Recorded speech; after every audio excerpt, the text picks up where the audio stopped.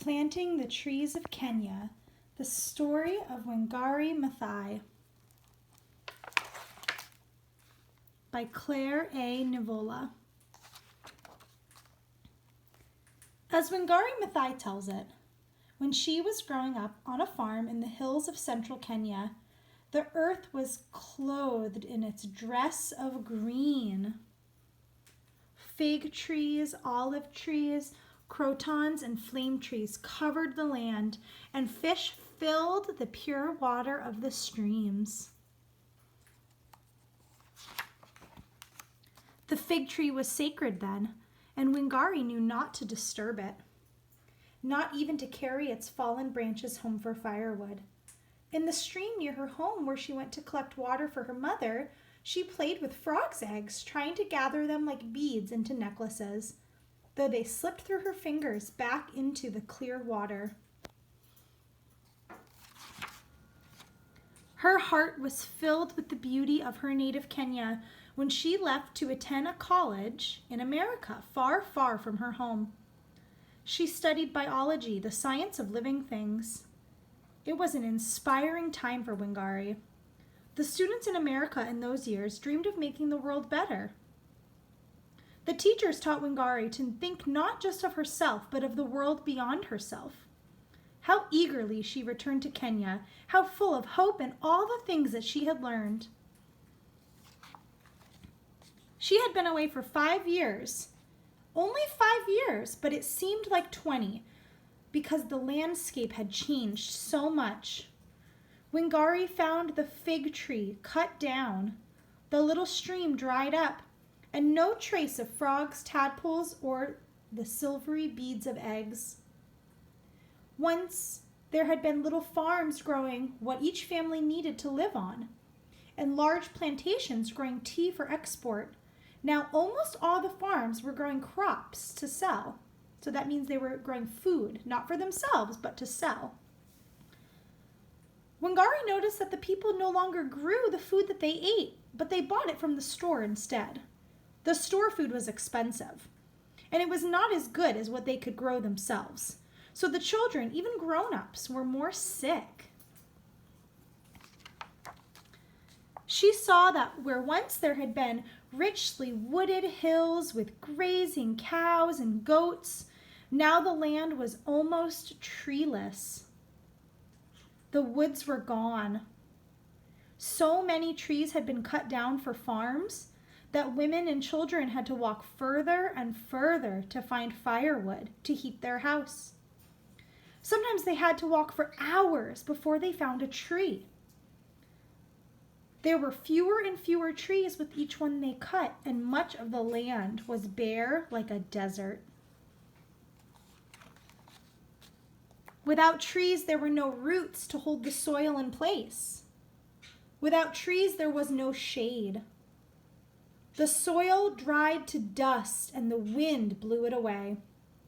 Rain washed the earth into the streams and rivers, making them dirty.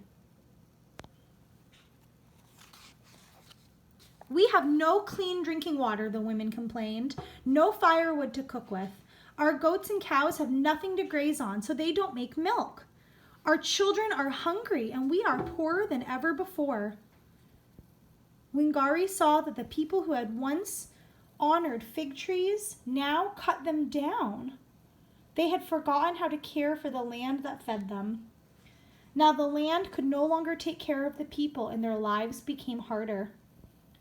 The women blamed others. They blamed the government, but Wangari did not complain. She wanted to do something. Think of what we ourselves are doing, she said to the women. We are cutting down the trees of Kenya too. When we see that we are part of the problem, we can become part of the solution. She had a simple and big idea. Why not plant trees? She asked the women. She showed them how to collect tree seeds from the trees that remained. She taught them how to prepare the soil, mixing it with manure. She showed them how to wet the soil, press a hole with a stick, and insert a seed. Most of all, she taught them to take care of the seedlings as if they were babies, watering them twice a day to make sure that they grew strong.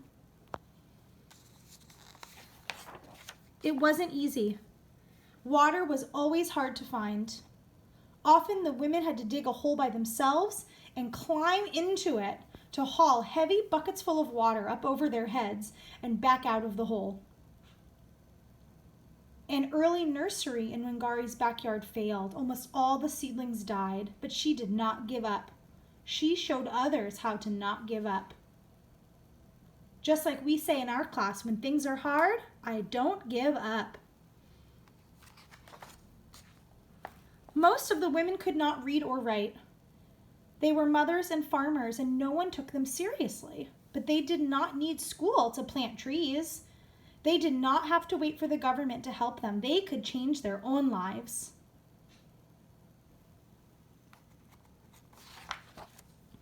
All this was heavy work, but the women felt proud. Slowly, all around them, they could begin to see the fruit of the work of their hands. The woods were growing up again. Now when they cut down a tree, they planted 2 in its place. The families were healthier, eating the fruit from the trees that they had planted and from the vegetables that they had grown. They had work to do, and the work brought them together as one. The men saw what their wives, mothers, and daughters were doing and joined them. Wangari gave seedlings to the schools and taught the children how to grow their own trees. She gave seedlings to prisoners and to soldiers. You hold your gun, she said, but what are you protecting? The country is disappearing with wind and water. You should hold a gun in one hand and a tree in the other hand. That's when you become a good soldier.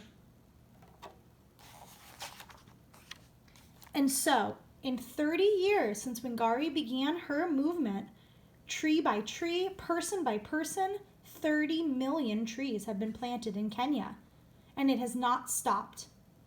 When the soil is exposed, Wangari tells us, it is crying for our help. It is naked and needs to be clothed in its dress. That is the nature of the land. It needs color. It needs its cloth of green.